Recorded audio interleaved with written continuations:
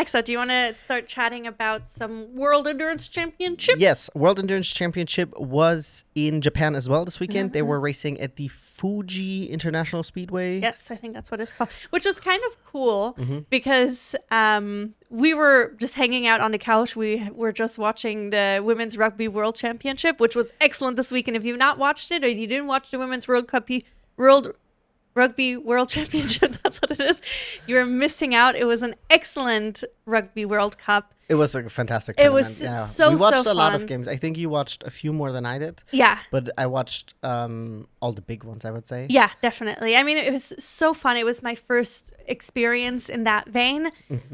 Highly recommended. It's Paramount Plus if you Rugby want is to just fucking awesome watch it. in But general. it's so fun. I want to go to an in-person 100%. game eventually. But what I was getting at is like we were sitting on a couch watching it, and we're like, oh, what else is there to watch tomorrow besides MotoGP? And you're like, oh, World Endurance Championship, obviously. So you're like, oh, when is it happening? Yeah, it was like, when does it start? And it said 7 a.m. Japan time, JPT. No. I don't know what JPT stands for. No, Sorry, but 11 a.m. that's what it was. Sorry, 11 a.m. JPT time. I don't know what JPT stands for. Japan time. Japan Pacific time? Japan. Okay, yes, of course. And then I was like 11 a.m. JPT 2 PST, and it said 7 p.m. and I was like 5 minutes and ago. I literally like jumped up in my seat. And I was like, "Is it right now?" And then I popped it up on my phone, and then we watched the first 3 hours last night, and then we watched the remaining 3 hours today. Yes.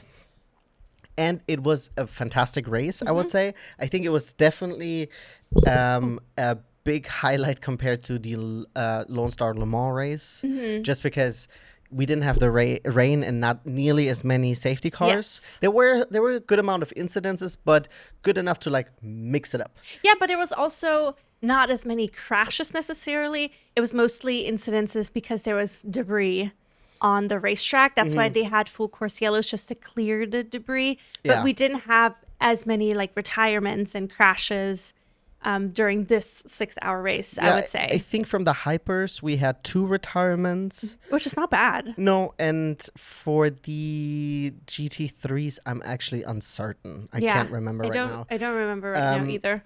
But yeah, it was really exciting because there was a lot of changes.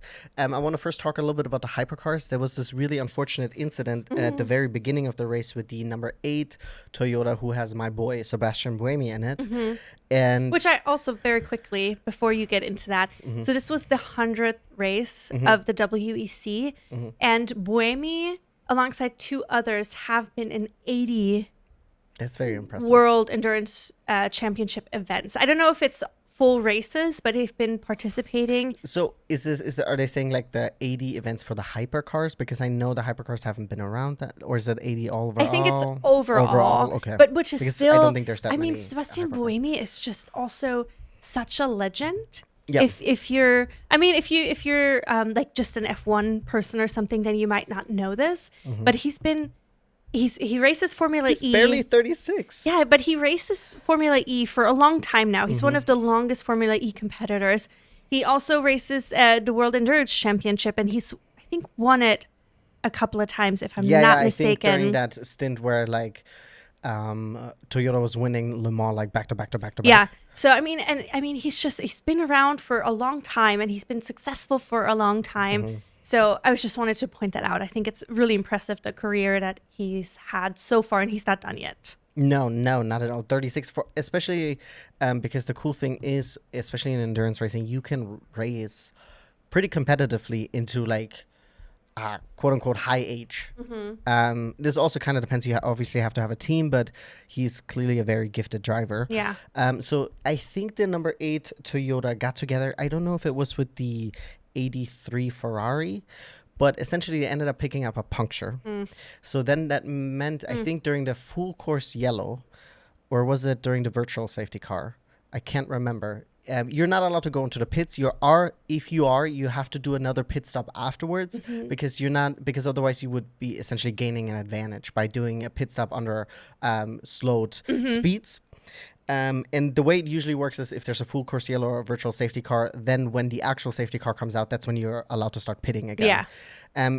In this case, and this was really silly, but he had a puncture. He was fortunately able to get the car back into the pits.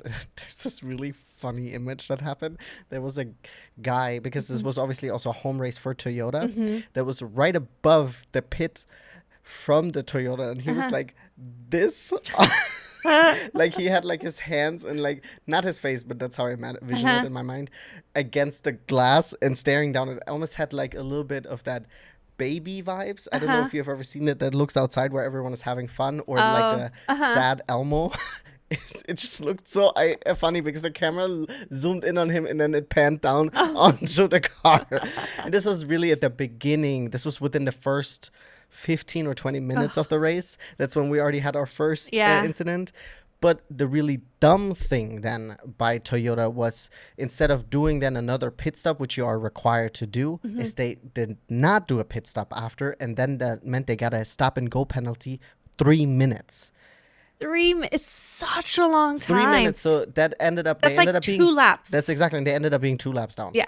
Because a lap for the hypercars was like a minute 33, I think it was in Fuji. Yeah. So 2 laps down because of something like that. And this doesn't mean that it's 3 minutes total. This is you driving into the pits at a slower speed, and then you have to come to a complete stop and wait there for 3 minutes, and then you get to go back out.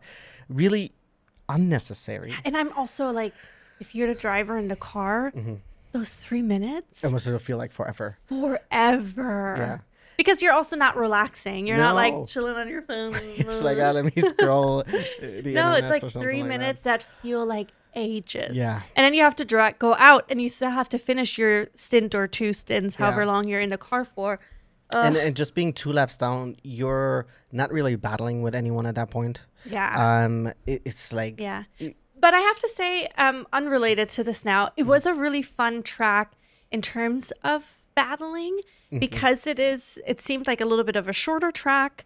There was a lot of times where the hypercars had to go through the traffic, and it's just almost constantly, because in like some of the longer tracks, Spa, it took a little, like Spa or Le Mans and stuff like that, there's longer stretches where it's like nothing, where it takes some time for them to catch back up to it. But this one I felt like it was like constant, which is exciting.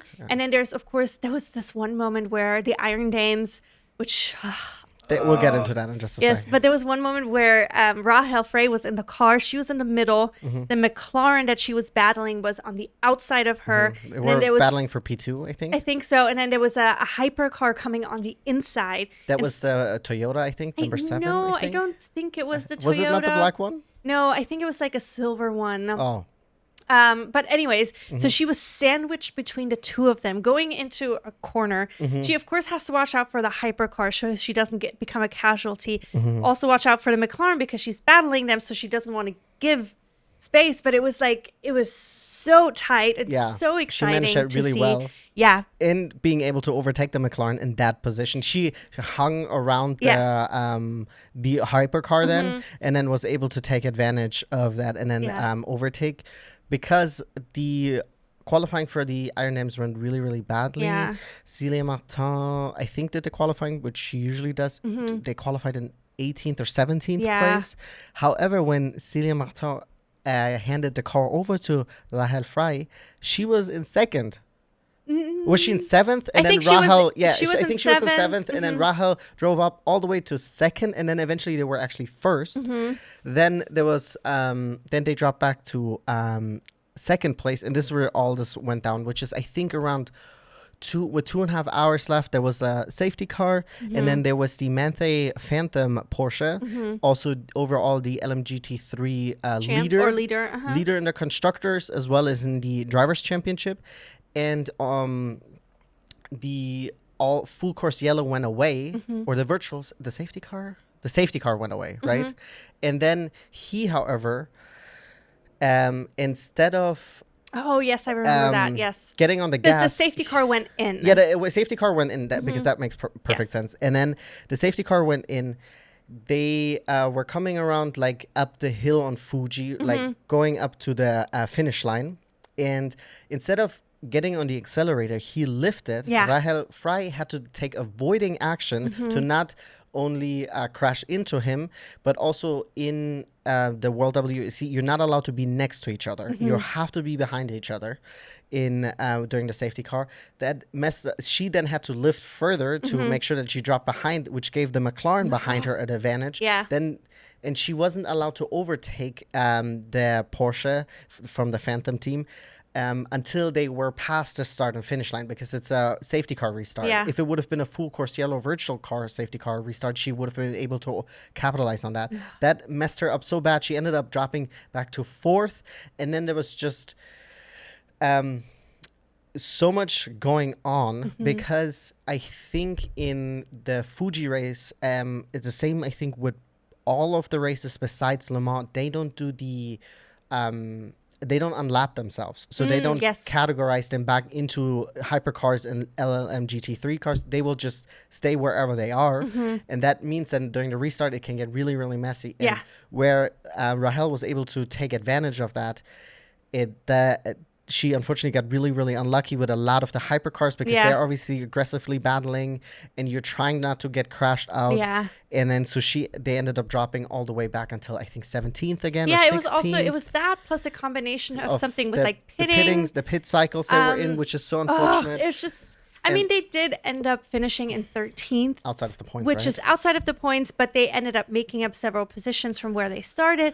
But it's just, it's like the last couple of races, there was always something. There was always the first half of the race that goes perfect. And then the second half, something happens that is really, really unfortunate. That is, they just have to take a look at it and see what's going on. You could see the pictures afterwards online that they posted, and you can see all of the drivers were not happy. Yeah. Which I get. No one is happy with 13th, especially when you were battling for first. Yeah. And... this is so unfortunate. But they have one more round to go, correct? Yeah, Bahrain is going to be the last race of the season, which it will be on November 8th. Okay. Yeah. So that's going to be good. That was going to be pretty good. However, I think one of the most exciting things that happened this weekend is, of course, the winner in the hypercar category. I need you all to strap in. Yes. Sit down. We'll sit down first, then strap in. Strap in first and then sit down. Because this is a surprise. This is for the very first time this year, and I don't know if it's ever. No, they've won before, but it's been a couple of years. It's been a little bit, yeah. We have the number 35 Alpine Endurance Team car winning the World Endurance Championship race in Fuji, 6 hours of Fuji. What a fantastic performance. And then on top of that, we have another French team on the podium. Their best result. The best result ever. I was hoping for them to do better in Spa. And we have the Peugeots finishing in second, the number 93 car. And we had then followed by two Porsches, the number 6 and number 5 Porsche Penske car. And then also really, really strong performance by the 009 Aston Martin. I think the 007 Aston Martin was also doing really, really well. Unfortunately, they actually had a bad crash, actually touched their own LMGT3 Heart of Racing Aston Martin. The 007 came out of the pits for new tires, and then to no fault anyone else but the driver's fault himself, lost during acceleration, was a little bit too fast on the throttle, lost control, and then complete front end smashed in. There was no way to recover that or fix that, and that was the end of the race for them. Really, really also tough performance by Ferrari this weekend. None of the main or the factory team made it actually into the top 10. They finished 12th and 15th. And then we had the number 83, the customer car, finishing in 9th. So Kubica was able to finagle 9th in there, even though they had a huge hole in the side of the car. And they even had they made this tape sheet to put over. However, they put it over one side, and then they left the pits, and there was still a gaping hole next to the hole that they covered up. So I don't know if they fixed that later on, because obviously there's only so much that they're showing. However, Ferrari did really, really well in the LMGT3. Yes. So actually, big congratulations to the Corvette, number 81, TF the Fox Sport. came first. And then second, we had the Vista AF course Ferrari. I very happy for them, but 100% the ugliest Ferrari I've ever seen in my life. It's silver. It was like disgusting. Like who? It looks a little bit more like a McLaren, honestly. Or But also like, it's ugly as hell. since when is a Ferrari silver? Like, what are we doing here, guys? It makes me so upset. It angers me. Yeah. Like, I mean, I understand it doesn't have to be red. It can be red or yellow. It could also be black, but silver. It just looks ugly. It's an just- ugly ass car. It's also an ugly silver. It and like is, the I mean, I understand the that there has to highlights be on a it. bunch of logos and stuff on it, but it's not pretty. It's And we not need pretty the at all. cars to still look pretty. Yeah. Then we had in the LMGT3 in the third place, we had the number 31 BMW. And then Valentino Rossi's team, the number 46 team WRT came in fourth. Nice. And hang on. So the LMGT3s did 185 laps. Uh-huh.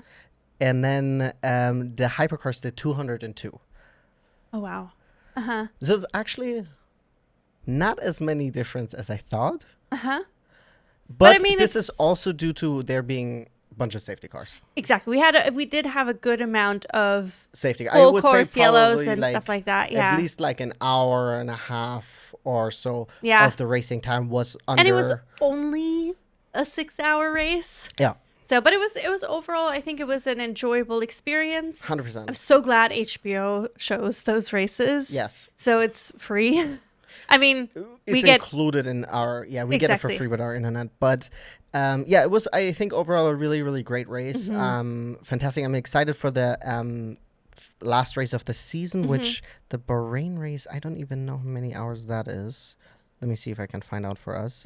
It happens in 38 days, 9 hours, 54 seconds. It's 8 hours of Bahrain. Okay, gotcha. Interesting.